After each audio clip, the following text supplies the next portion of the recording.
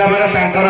ଜିଜ୍ଞାସା ହଉଛି କଣ ଆମେ ପିଠି ଚଢେଇ ହେଇଛୁ ନୀଳାଚଳରେ ରହିଛୁ କଳ୍ପବୃକ୍ଷରେ ବସା କରିଛୁ ଏଠି ପ୍ରଭୁ ଜଗନ୍ନାଥଙ୍କ ପାଖରେ ରହୁଛୁ ଆଶା କରୁ ତାଙ୍କ ଡଙ୍କତରାଣୀ ପିଇବୁ ତାଙ୍କରି ଧାମରେ ବୁଲିବୁ ଏ ଜଗନ୍ନାଥଙ୍କ ଭରସା କରି ଏଠି ରହିବୁ ଏଇଭଳିଆ ଅଭିପ୍ସା ନେଇ ଏଇଭଳିଆ ଇଚ୍ଛା ନେଇ ତାଙ୍କ ମନର ବ୍ୟକ୍ତ କରିବାକୁ ସେମାନେ ଆସୁଛନ୍ତି ଯିବା ନୃତ୍ୟ ମାଧ୍ୟମରେ ଗୋଟେ ଗୋବର